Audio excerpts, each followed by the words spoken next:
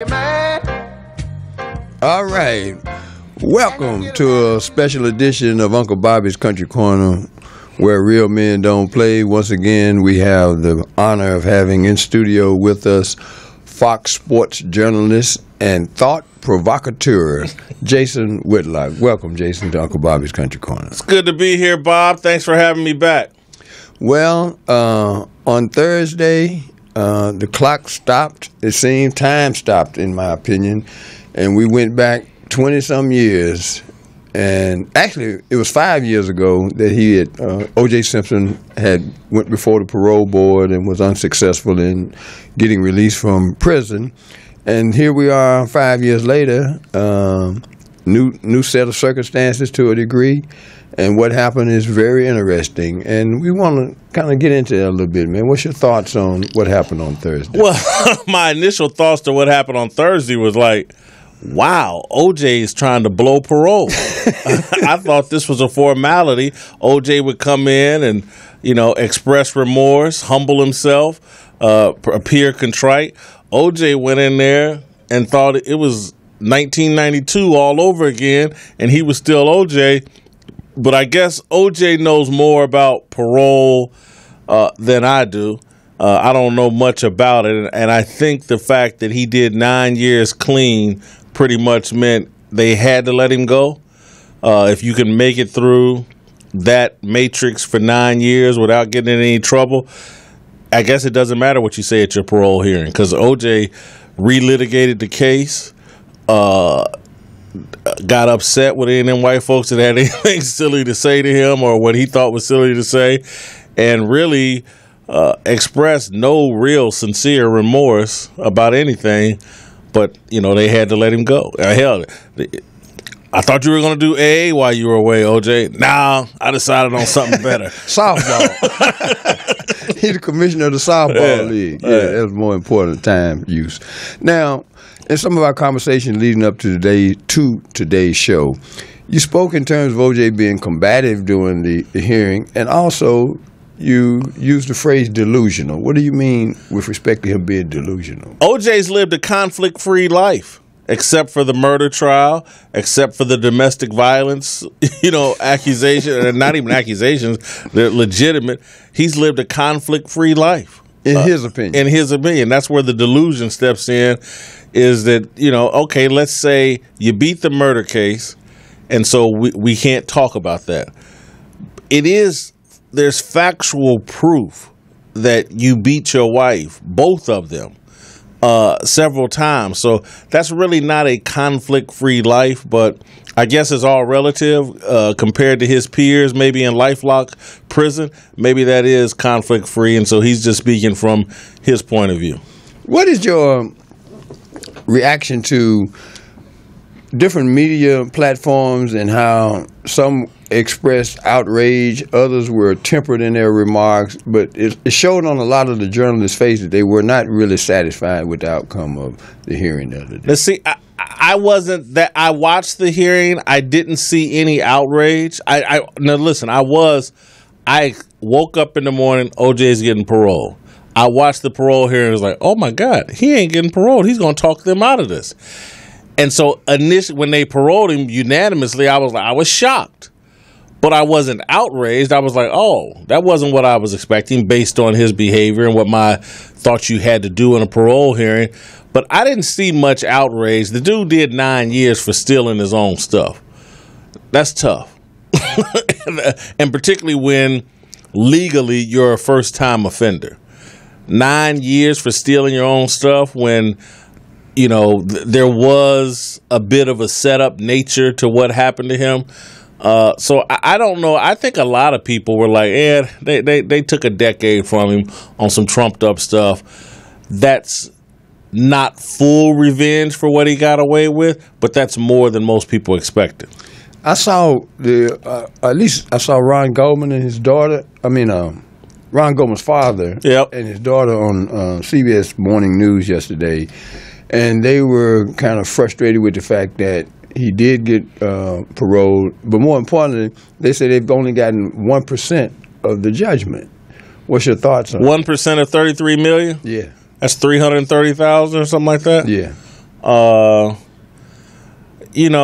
That's I get why they would want whatever they can get from him, but I think they know and probably acknowledge that nothing's going to bring their son back. I don't blame them for wanting OJ to sit in prison for the rest of his life. I understand where the Goldman's emotion and passion for OJ Simpson, I understand where that comes from. I would feel the same way. Now, the notion that he can generate income has been bandied about and speculated on the last 48 hours. Has it dawned on people that any income outside of his pension has to go towards that judgment? I hadn't heard a lot of discussion about I think that. there's ways he can hide his money. So, I think he can generate money in certain ways and still keep it. OJ's got some clever accountants and lawyers and whatever. But I don't know the details of what's going to happen there. Well, in the aftermath of his, pending release, what are some of your thoughts in terms of the implications in terms of race relations, social relations, and the legal implications of his release? Bob, my biggest thoughts about OJ and as we move forward is that I'm thinking more about his legacy, because I think OJ's relevancy is on a quick, fast decline. I thought even Thursday after the hearing, I thought that most of the media focused on it for a very brief time and then went right back to how can we get Trump out of office. And I think OJ is stepping into a very different America than the one he left 9 years ago. OJ loves attention. It's going to be a lot harder to get it now. OJ, look, we've had, since OJ went away, we've had a black president elected and an orange president elected. We have a reality TV star in the Oval Office who attracts a lot of attention. I just don't think people are that interested in OJ anymore. I don't think he's going to drive the rate. Look, he'll get out of jail, he'll do an interview, and there'll be some interest in that. And then I think OJ's toast as some public figure that people are interested in following.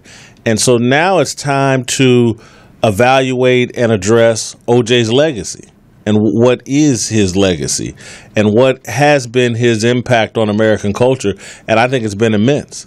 I think that OJ's impact on American culture has, I hate to say it, but it's as transformative in some ways as Martin Luther King's impact on American culture. In some ways, I'm not saying he's had that level of impact, but in some ways, what he's done to the American media and what I think he's done to racial discourse in America is damn near unprecedented. He polarized us in terms of racial conversation and in terms of how the media goes about stirring racial division for ratings, clicks, traction, attention. OJ put all that on the table with his trial. And again, I'm saying OJ, but it's really his trial and how the media operated during his trial and the money that was made and the careers that were made off of the OJ Simpson trial. That's all been ingested and made pervasive throughout all of the American media, print media, digital media, television, radio media. That's why there's so much race baiting in American media. And again, race baiting has probably always been there, but it is now highly pervasive. And anything you can do to irritate or be racially extreme, the American media just eats it up. And it's celebrated. And it's the choice, actually. People that want to stand in the middle and find common ground are under attack. And that's the legacy of O.J. Simpson in that trial at play. Again, O.J. and the trial and the way it racially separated us and the way the conversation during the trial was, I thought, handled in a very inappropriate fashion. I watched every drop of the trial and watched the media act inappropriately, and this is the predominant white media act inappropriately and not tell the public the truth about what was going on in that trial. Johnny Cochran did not prove O.J.'s innocence. He did not make me think that O.J. was innocent, but he won that trial in a landslide. Early on, a couple of weeks in, I was like, it's over. And the trial went on for months. A couple of weeks in, I was like, oh, my God. He is so much better than Marsha Clark and Chris Darden. There's no shot in talking to that. And the media wouldn't tell the public that. The media kept Marsha Clark, Chris Darden, they had a good day today. And and they acted as if Johnny Cochran wasn't the most brilliant attorney we've ever seen on a stage like that. And again, if the truth had been told, I don't think there would have ever been all the racial divide in the aftermath of the verdict, because everybody would have been expecting it, because you would have been telling people for months. This is over. Clark and Darden are blowing this. They look like clowns in comparison to Johnny Cochran, F. Lee Bailey, Robert Shapiro, Dr. Lee, the witnesses. Yeah, all of that. And so, but because there was so much ratings in lying to the public during the original O.J. trial, that it made, look, Fox News came after the O.J. trial. MSNBC after the O.J. trial. Court TV after the O.J. trial. People was like, oh, man, there's gold in racial division and in sitting on TV and lying to the public about what's going on in a case that has implications with race. One of the outcomes of that trial was the contract on America with Newt Gingrich. And then there was some changes in the law, particularly the introduction of terrorist threat as it relates to domestic violence and the droves of people who went to jail as a result of those changes in the law. Well, again, I don't know the details fully of what you're talking about, but I do think that on a positive note, the way we regard domestic violence and take it far more seriously than we used to, that would be a positive implication from the O.J. trial. I think we laughed off domestic violence previously and didn't take it seriously. Oh, that's just between them. That's a personal matter. That's not really a criminal matter. O.J. and our understanding of domestic violence has actually been one of the healthy things that has come from that. But again, I go back to my point about the media, and I want to narrow the focus a little bit more, because one of the reasons I'm here is just talk about black shit. Mm-hmm. And so for black media, I feel like O.J. incredibly harmful in ways that I don't think we realize fully. For example, in terms of the way O.J. rose to prominence, the narrative, which is mostly true, how O.J. rose to prominence as a pitchman, as a broadcaster, as a public spokesperson, was by distancing himself from the black community and by abandoning his black wife for a teenage white woman, completely divorcing himself from the black community, not addressing social issues. That was the narrative on how O.J. became successful.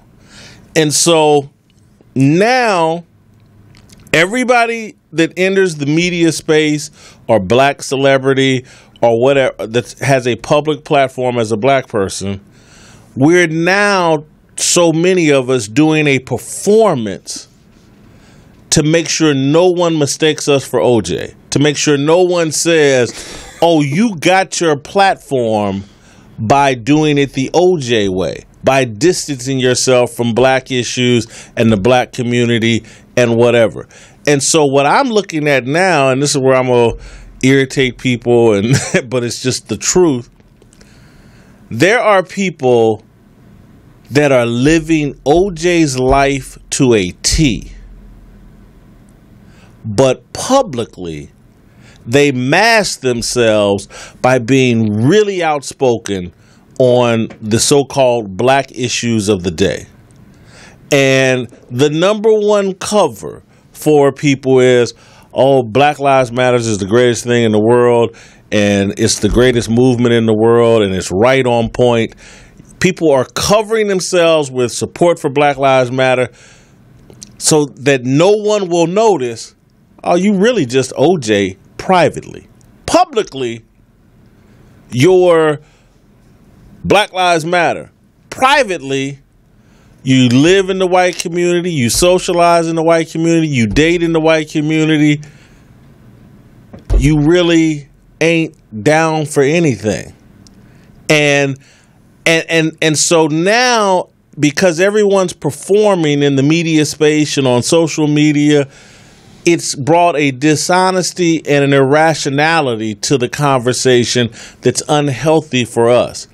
Whether we like it or not, black people and the legacy of Martin Luther King and Malcolm X was one of high integrity, one of objectivity, and one of compromise and moderation. And hey, how can we find common ground?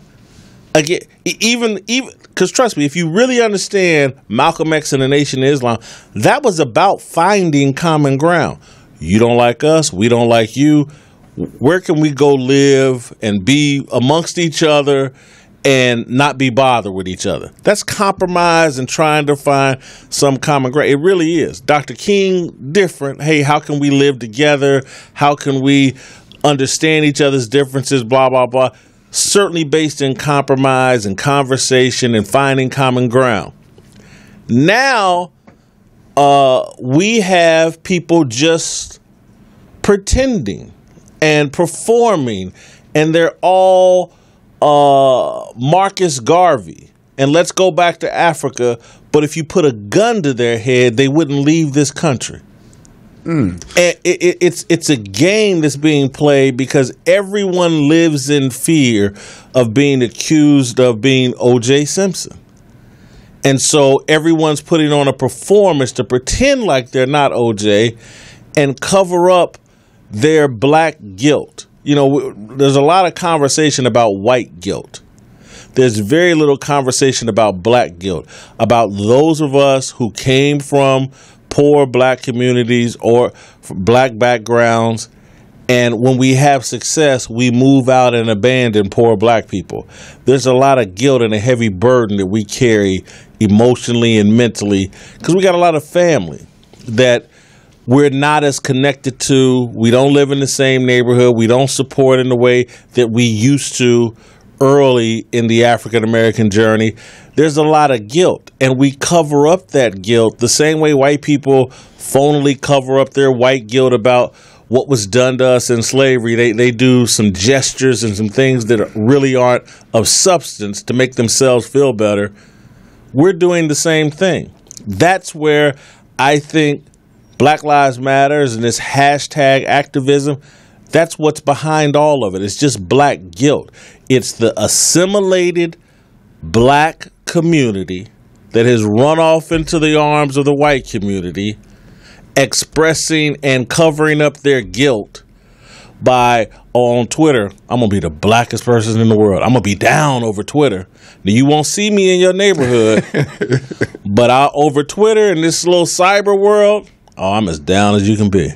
You know, this is a paradigm shift based on what you said earlier about how OJ was able to dominate the media for you know, just lengthy periods of time, years actually. You're suggesting now that because of the changes, has it been the expansion of media that's gonna be that, or just this story's not gonna have No. I think what I'm saying, and I don't know if I'm answering your question, but what I'm saying is that all the media and celebrity athletes and black people with platforms in reaction to the OJ narrative and how we believe OJ rose by selling out, I'm saying many of us have done the exact same sellout, but we cover it up with these public positions that really have no substance, but they protect us from anybody accusing us of doing what O.J. Simpson did. Well, there was a New York Times journalist who did an article a few days ago suggesting that he was subjected to a form of racism in terms of an encounter. How does that play into this narrative? It's 100% what I'm talking about. Greg Howard, the dude, he used to work at Deadspin, write a lot of negative stories about me. I had interviewed him for a job for the Undefeated when I was running that. I could smell the identity crisis and distance from an authentic black experience on the guy, and I was like, he's not the right fit for the Undefeated. Didn't tell him that, but he knew I was walking away from him. I didn't spell it out because it's not my job to hurt the guy's feelings. But anyway, he was upset because working for the Undefeated was going to be his black moment. He was going to get this ESPN money, and so he started writing negative things about me. But anyway, he's now at the New York Times, and he writes a piece in the New York Times about how when he walks the streets of New York, everybody but white women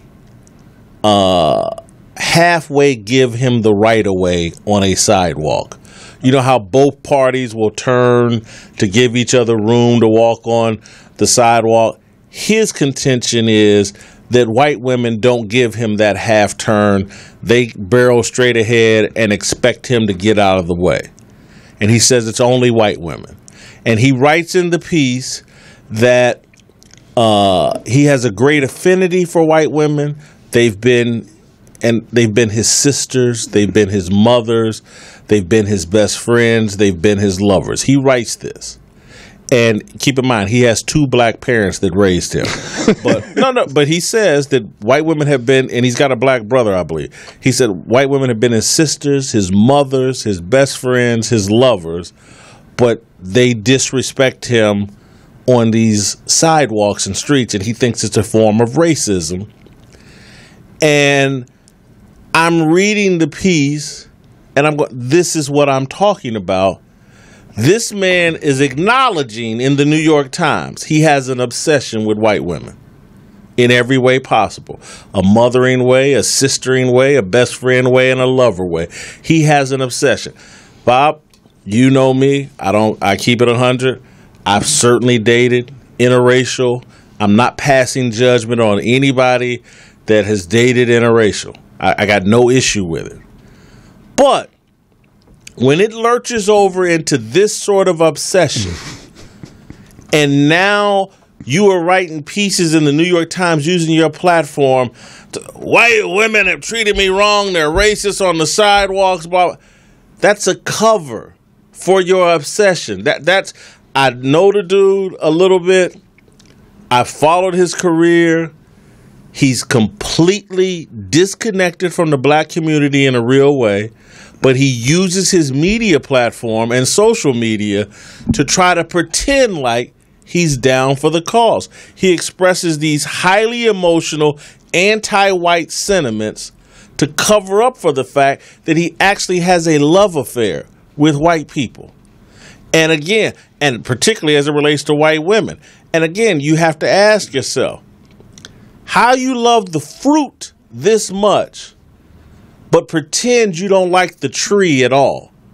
It doesn't add up. If you love the fruit that much that you would write in the New York Times, they've been my mother, sister, best friend, and lovers, you can't tell me you dislike the fruit. It's just, the tree. It's a game. And I see so many people in the media playing this game. They're not comfortable with their decisions about their lives, personally, socially, where they live, who their friends are, that they put on this big show in the media trying to prove to everybody how black they are. And I'm going to circle all the way back and irritate the hell out of you, but it's just factual. This is the point I've been making about Colin Kaepernick. in a different way. Colin Kaepernick, mother white, father black, never met his father. His mother gave him up to adoption to a white suburban couple. The guy has had some justifiable identity issues throughout his life. When he was successful in the NFL, it's been written, it's been discussed, it's been reported. Everybody knows he had poor relations with his teammates, his black teammates. No relations with them. He was the guy that put on the Beats by Dre headphones and kept to himself. His career falls apart. He gets frustrated. F America. I'm going to take a knee. America's corrupt. The police are terrible. And now black people love him.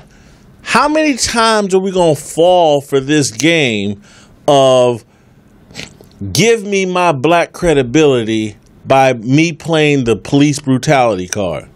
I keep saying this to people over and over. If you go, NWA, I was one of the first people in Indiana to have their album, their original album. Loved it as a kid. But it was pornography and denigration of black people. Their album, their music was. No question about it. They did one song, Fuck the Police, and everybody in black America fell in love with them. We just overlooked the fact that the overwhelming majority of their music was anti-black, criminalized us, demonized us, denigrated us. But because they shed light or said something about police brutality, oh, we love them. O.J. Simpson spent 25 years getting the hell away from us. He gets caught up in a murder case, and Johnny Cochran comes in and says, O.J. says something about police misconduct. We fall in love with O.J. Simpson. Even though he wouldn't spit on you if you were on fire or your mama was on fire, but because he's a symbol for police misconduct, now we love him. How many times are we going to fall for the okie doke from people, police brutality? I'm black. When they're really not. And that's Black Lives Matters. It's a bunch of assimilated kids who don't have a real connection to the black community. And it's not their fault. We lost the connection. My generation, older generation, we didn't raise the kids properly. We didn't teach them properly. We sent them out to schools with a bunch of teachers didn't look nothing like us, and we wondering why they don't know anything about us because we didn't take the time to teach them. I get it. But at some point, we as black people have to look deeper beyond these symbolic gestures that are ineffective. That's the other question I have today for everyone, Bob. Is it effective? Let's take Black Lives Matter that everyone's in love with. Is it effective? Is it leading us somewhere? Where's the progress? Because in the aftermath of Black Lives Matter, we have Donald Trump. Show me the evidence that we're making progress through black. We just had a black president 2 terms in a row. Once Black Lives Matter took full root, halfway through Obama's 2nd term, what are we looking at? And again, I know people, you blaming Black Lives Matter for Trump, blah, blah. Yes, to some degree I am. To some degree. To Black Lives Matters and that approach has made white people more confident in their bigotry. Because what they're saying is, they ain't no different than us. So why should I be uncomfortable? They ain't uncomfortable. And so when you're the minority community and only 13% of the population, it's been bad strategy. It hasn't even got at the root of the problem, mass incarceration. It's dealt with a symptom of mass incarceration rather than the root of the problem. Let me ask you this. When you look at some polls that came out in the last couple of days that suggest that more people in the African American community now believe that O.J. actually killed them people as opposed to 10 years ago. What does that say about our community? More people think he's guilty now. It makes me say, so what? You know, it took us 20 years to figure it out. Well, I think it's a little more significant than that because... what is it? The significance is, during that period of time, nobody really wanted to look at the fact that, in actuality, from my vantage point, the whole case was about jury nullification. The trial wasn't conducted on the merits of guilt. No, absolutely. Yes. That was, listen, man, and again, I will defend us on this. We really fell in love with Johnny Cochran and that type of brilliance on that stage and the message that he had been doing long before OJ.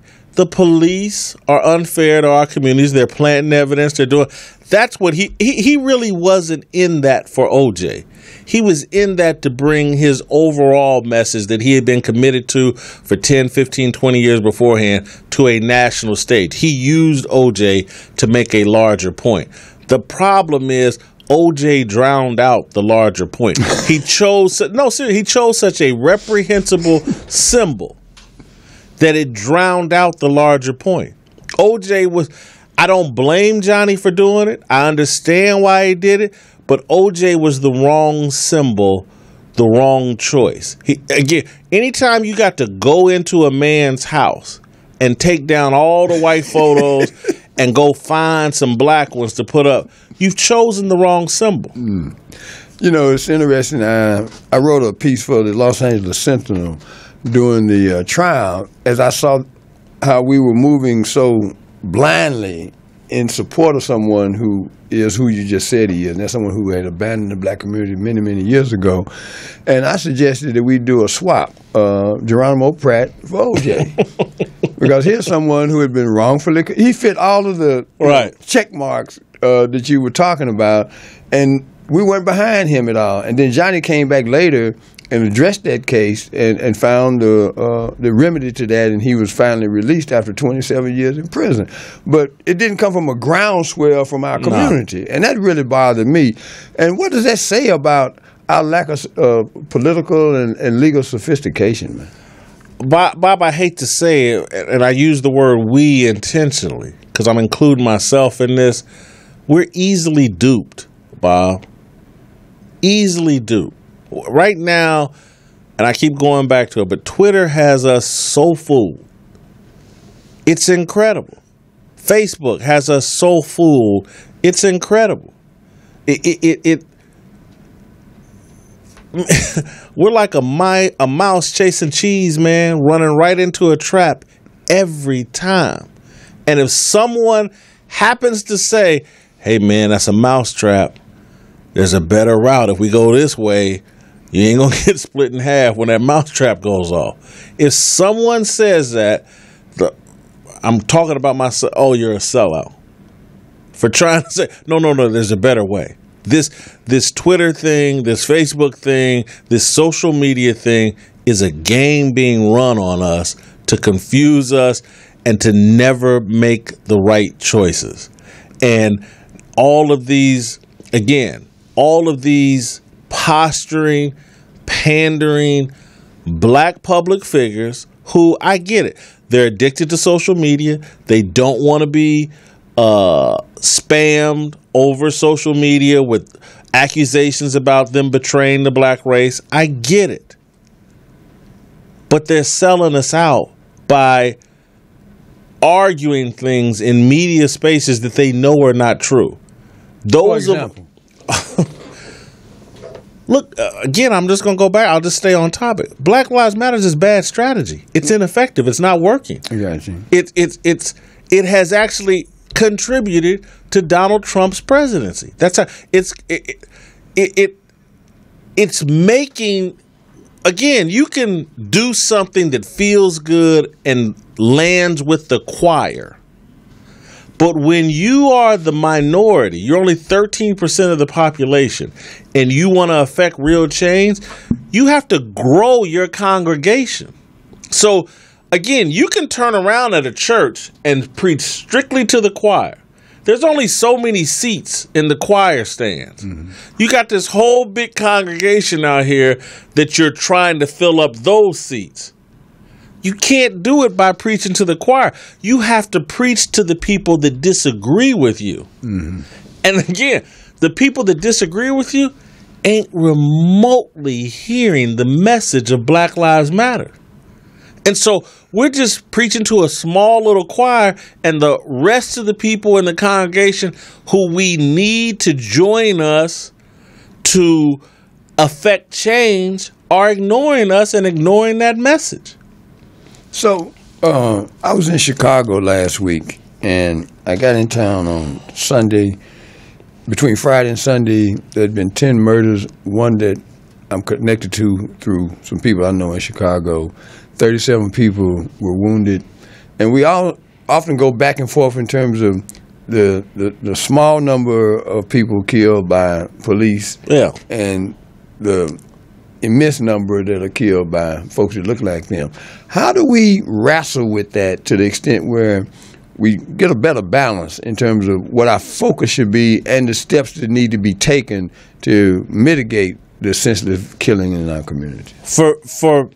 For me in the media space, the argument that I'm having in the conversation we're having today is we need to eliminate OJ from any of our thinking. Not spend 1 minute thinking about OJ. OJ doesn't reflect on us. Nothing about OJ is about us.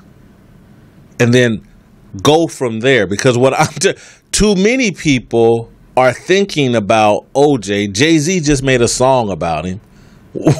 We're focused on OJ, and we've turned OJ into the antithesis of Martin Luther King Jr., but the symbol, again, when we grew up, Bob, I don't know, you're 10 years older than me, about when I came into having a platform to speak and using that platform to speak to African Americans and in some degree try to represent African Americans, all I kept thinking about was, not all, but part of my thinking was, how can I be like Dr. King?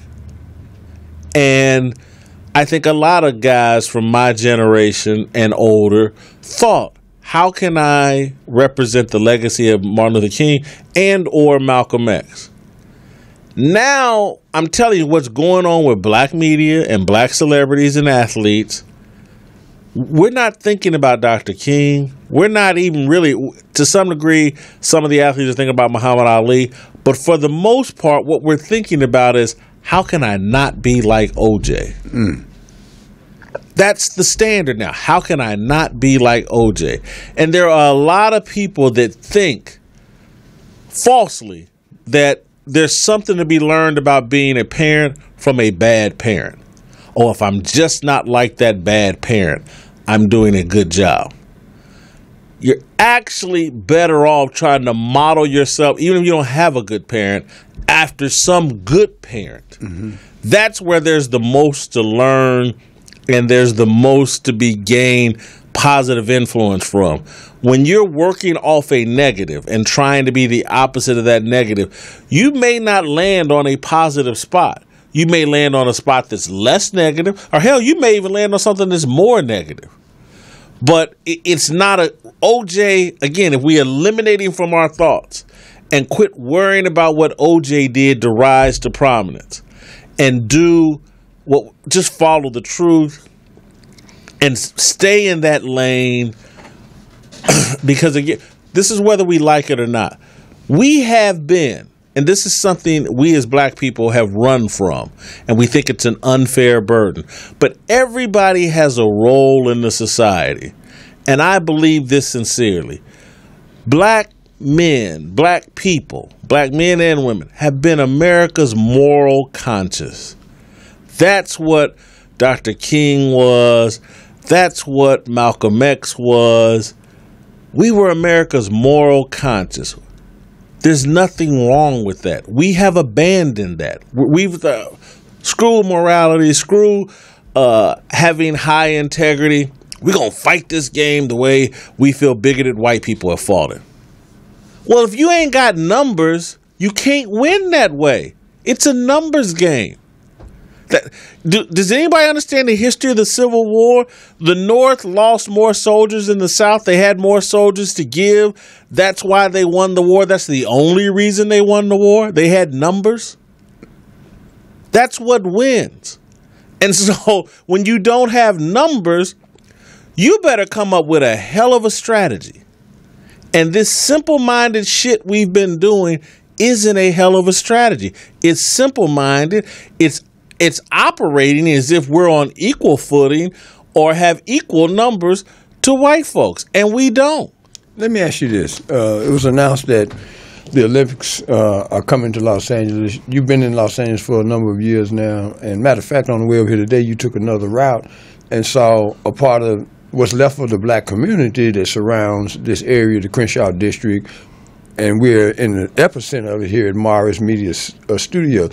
How do we begin to look at the sports platform as a remedy to some of our social and economic problems? Well, again, that's what I have been about and trying to be about, is looking at the values taught in sports and applying those to our lives, because as African American, we've had a lot of success in the sports lane. And so there should be a lot of lessons to be learned there. And one of them is that a meritocracy works for us, and that the conservative values taught in sports actually work for us. In sports, you rely on yourself. You rely on the group in that locker room. You don't blame other people. You don't make excuses. You don't see yourself as a victim. You see yourself as a lion going out in the jungle ready to eat what you kill. That's what's been successful for us in the sports lane. It should be applied to our real life, because we should look at football and basketball and all these other sports we play, wherever we've gone and played, and in the sports world and the values taught in the sports world, we have done really well. But when we get off into this out of the sports world, we say, nope, all this liberal victimhood stuff, that's what works for us. And it just doesn't. It doesn't play. It doesn't work anymore. We're just lost, man. And I the OJ getting out of jail in October, I'm hoping that, I get the opportunity. I got a piece that's going to come out in the Wall Street Journal, I think, on Monday. But I'm hoping to get opportunities to write, talk about OJ, get people to fully understand OJ and his impact and why we need to completely remove ourselves from this dude. He is not a symbol of the injustice in the criminal justice system. He's not. What is the attraction for the Wall Street Journal to commission you to do a piece, and what is that piece about? What's the attraction is just like, it's a national, newspaper that, is looking for a unique point of view and perspective. And, for me, that's attractive to me, and it's the opportunity to reach people and try to force a conversation that, I think gives people an opportunity to look at things a different way. And the reason I asked that question is I've been, a fan of the Wall Street Journal over the years, because they look at everything from a financial perspective, but they've been able to spread out into, different genres of our human experience. So what angle or story did you submit, if you can speak to that? Again, much of this conversation we just had here about OJ will be in my piece in the Wall Street Journal, just about OJ's impact on the media and how OJ turned the media towards full-on race-baiting, racial division, and how so many of us in the media that have been assimilated to some degree, have moved out of our own communities, who socialize and date outside of our community. How many of us, and that's a lot of people. That's the majority of black people in the media. That's the majority of black celebrities. I'm not saying, when I say they don't fit them all, I'm not saying the majority of black media people or celebrities are dating outside their race, but the majority of us have been assimilated to, all of us have been assimilated to some degree. You got, hell, every black woman on TV damn near has straight hair that ain't hers. And, just, we've all been assimilated. None of it, we've all gone away from where Kunta Kinte was to where we are now.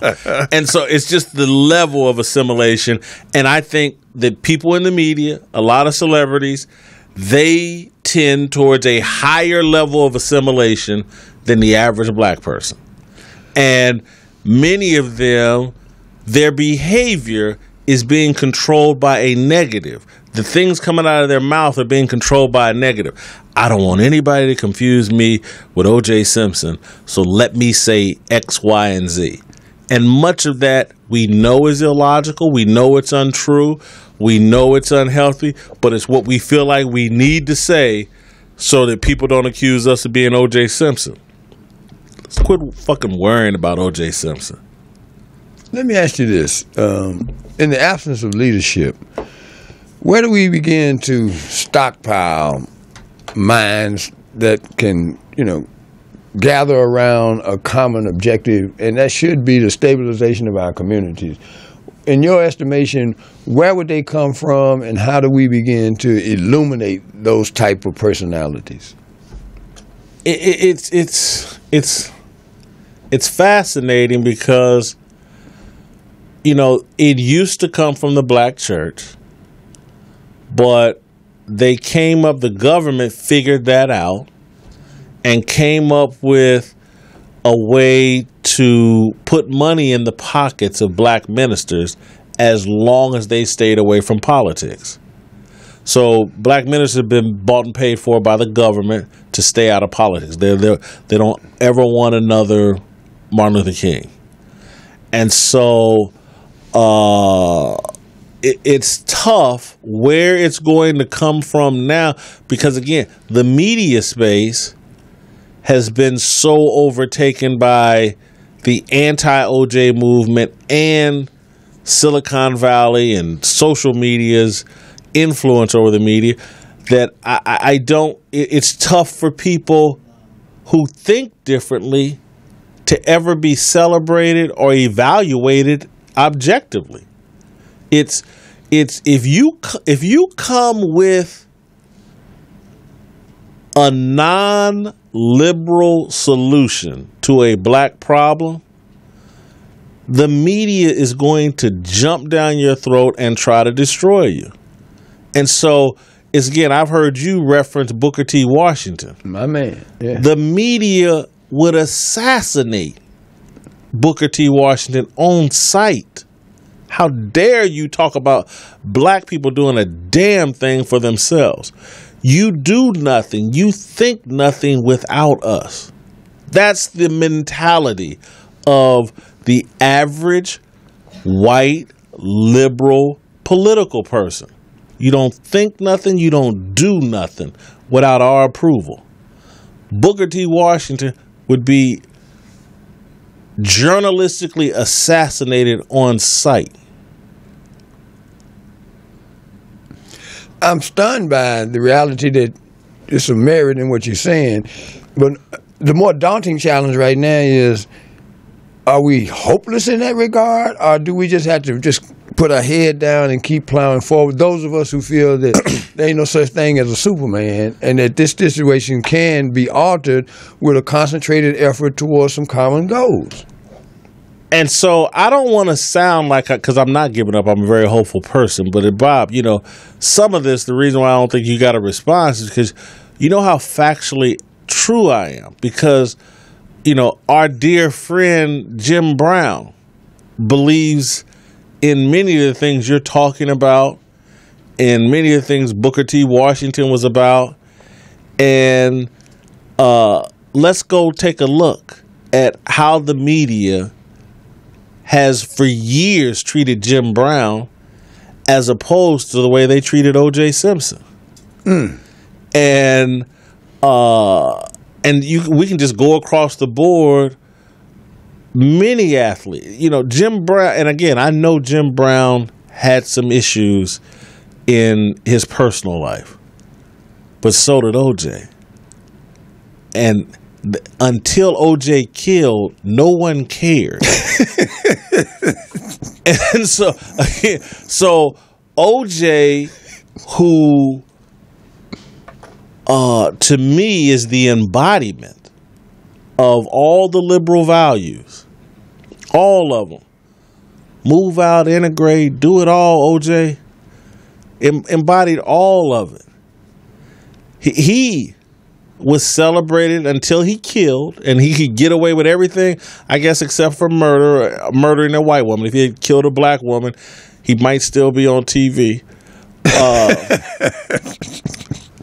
That's sad but true. Yeah, and so I'm not hopeless, Bob, but I'm looking at a system that's rigged, and that the thing that really frustrates me is we're part of the rig job. We're built and baked right into it. We are the leaders in social media. We over-index in our use of social media, and we are the champions. We are out there every day marching on the pretense and protesting on the pretense we can't do a damn thing until white people come here and show us how to do it. Well, let me defer from that for a minute, because a few weeks ago, I had Rock Johnson in studio, also Fernando Pullum from the Performing Arts Center across the street from here. These are two programs that absolutely work. You've supported the I Can't All-Stars over the years. Deshaun Jackson kicked in this year, so the Rock is somewhere right now with a group of young guys. With my money somewhere, but anyway. Yeah, with your money. No, seriously, with your money. Yeah. With them kids, because he got to feed about 15 kids for 2 weeks, man, and their parents, didn't really kick in the way that they're supposed to. But the outcome, nobody can dispute. If a kid who otherwise would be out here doing something horrible gets an opportunity to perform in front of some scouts and get a college scholarship. And I know some of these young men that have went on to great professional careers, not basketball, but in life. Yeah. And we have to find ways to multiply that, man, very, very quickly, man, and illuminate those practices for what they are, best practices in our community. Well, when you're talking about what Rock is doing and the things through America I Can, it's really hard to get a spotlight on those things because they weren't invented and founded by white liberal people. And so it's hard to get that celebrated. That's a Jim Brown solution. That's an outgrowth from Jim Brown and his ideas. It's hard to get that celebrated by the black media and or the white media. So where do you find yourself right now, Jason, other than between a rock and a hard place? I find myself in a very good place, Bob. I really do. I believe that. I think I have good support where I work. And I get the opportunity. No one complains when I come here and rap with you. No one complains when I write for the Wall Street Journal. I get to say a lot of the things I want to say on Fox Sports. So me personally, I feel like I'm in a good place. My family and mama and, nephews and nieces or whatever and friends, and they're doing well. But for us as a group of black people, are we doing as well as we should be and could be? No. And that it bothers me because, again, we can't even have the conversation about, hey, maybe how can we adjust these strategies? Because we're not open to that because they have not been approved by white liberals. And until white liberals say that, black people are just not going to go for it. They're just there's a fear of irritating their puppet masters, and so for me it creates some frustration because I think we would be best served by a marketplace of ideas where we can have some spirited debate about, hey, how should we move forward? Hey, is Black Lives Matter, is that thing really working for us? is that and let's don't just simply, well, if all black people got on board with it, it would. That ain't happening. First of all, not happening because, again, it's not reflective of what's really tormenting our community. Again, if we stop, and I'm not in any way caping up for the police, but if we stopped all police shootings, that wouldn't be the end of our problems. And it wouldn't even be the end of our biggest problem, which again is mass incarceration, which sets off all the other problems. Because even black on black murder is a symptom from mass incarceration. The animosity, when they get you in that big prison laboratory and start playing the games to pit you against each other, all of that spills out into the streets. Damn near everything that happens in the streets, the roots of it are in the prison. True. And so, again, until we address mass incarceration, it's going to be hard to address black on black violence. Until we address, would be the next step. And then we'd eventually get down to how can we curb police killings. But again, I've tried to explain to people the government is already highly invested in curbing that because it's so fucking expensive. They don't want to see it happen. It costs them millions of dollars every time. So just as upset as we are, in a different lane, in a different way, they're just as upset. They don't want to see it. It costs them money. It brings things to a stop. It costs them elections, the whole 9 yards. So, I don't know, Bob. The best thing I can feel like I can do, and I appreciate you inviting me down here, is I just try to put thoughts into the air and ideas into the air, throw them on the internet, and see where they go. Let me ask you, Jason, could you envision yourself living in this part of L.A.? Yeah, the stuff I saw on Angeles Visas, I could definitely see myself. That's just a stone's throw from here. It really is. Yeah, I can see that. The reason I'm asking that question right now is a part of the solution is being able to attract talent back to enclaves like this before we lose them altogether, because people from all over the world are moving into this corridor of Los Angeles at an unbelievable rate. And they're lost treasures, or found treasures in a sense, because white people used to live over here 50 years ago.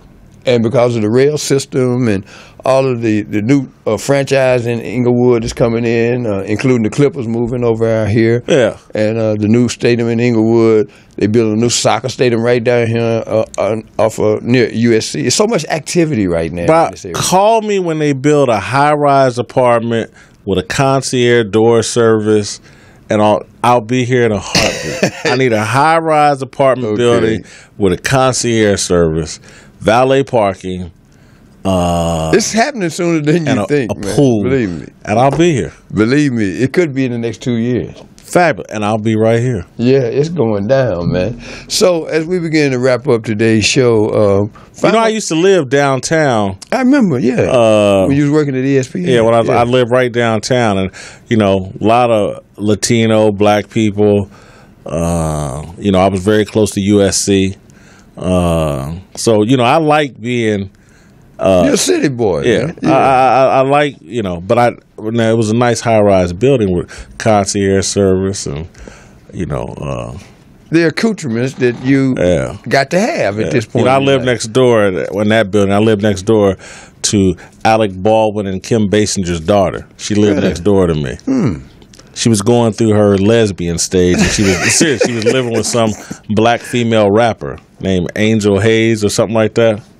Every time they open their door, a big puff of weed smoke would come out and just overtake our floor.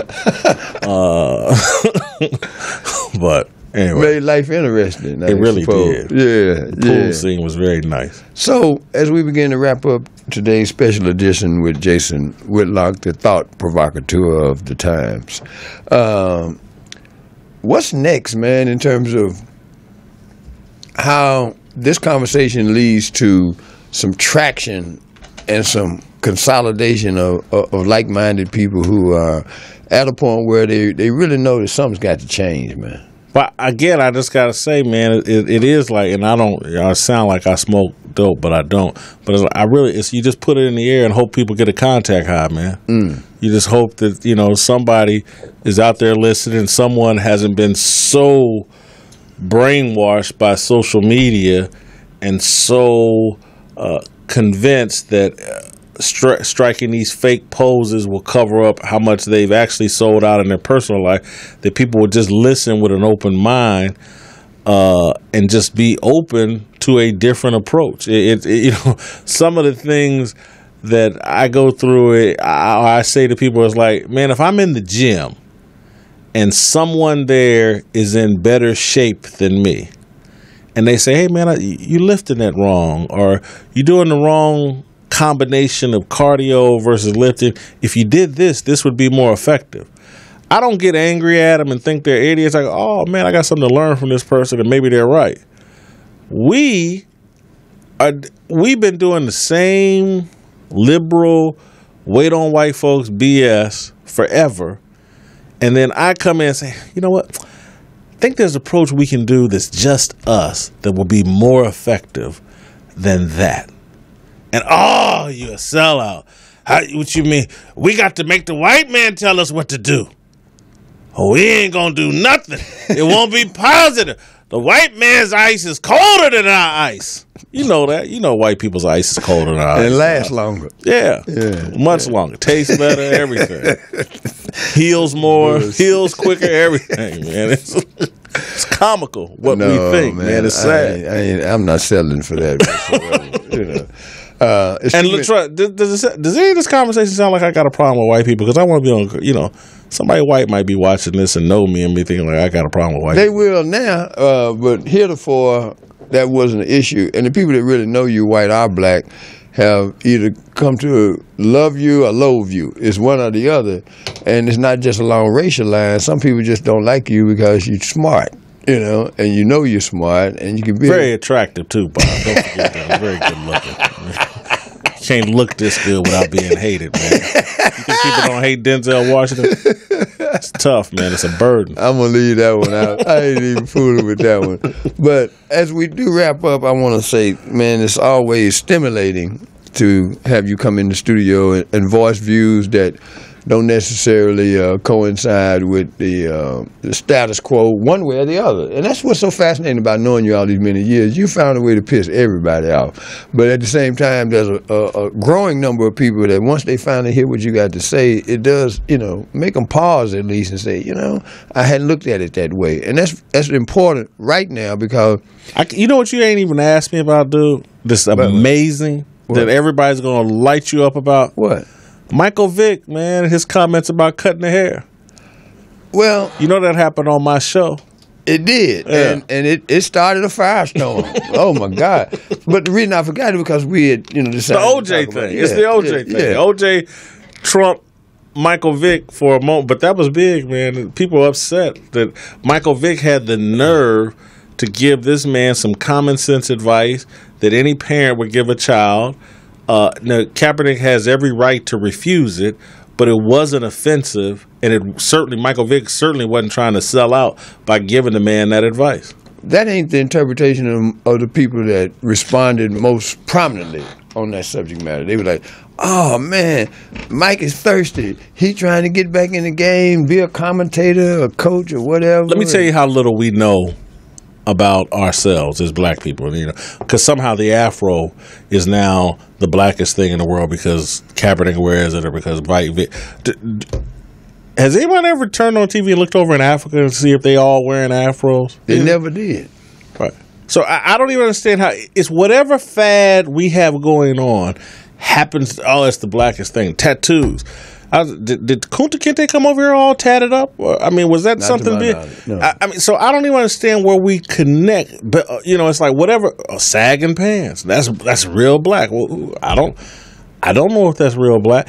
And so I thought Michael Vick was just speaking from his heart. Clearly a fan and a supporter of Michael Vick. Today, man, you should cut your hair and be more presentable. It's what big brothers and parents say to the young people all the time. You can disagree with it without accusing Michael Vick of being a sellout. That's my only point, because there's nothing in Michael Vick, particularly as it relates to Colin Kaepernick, is about selling out. The man wants Kaepernick back in the league so he can get that money, and if he chooses to spend it on black causes, great. That's where much of my advice and criticism has been coming from. How can we get this man back in the league so he can keep generating money and using that money to benefit the people he's trying to help? But again, Kaepernick is another one of these fig leaves that we wrap around ourselves to look how black I am. I love Kaepernick. And anybody that criticizes Kaepernick, I go after him. That's how black I am. Get the fuck out of here. Well, without any further ado, we're going to wrap this up because that's a fitting place to stop, because I heard about the Michael Vick interview. I saw some of it, and then I saw the fuselage of the reaction, nonsense, and it was like, come on, y'all, this is going too far, because it did seem to me Mike was being sincere just based on what he'd been through. Because when the rubber met the road, black folk didn't stand behind him when he went through that dog mess, Was they putting money on his books? I bet you they wasn't. No, man. Everybody vanished, man. I mean, the entourage got really small, once he ran into some headwinds with that situation with the dogs. And as we conclude the show today, I just want people to understand that America is a fascinating place right now because there's so much chaos.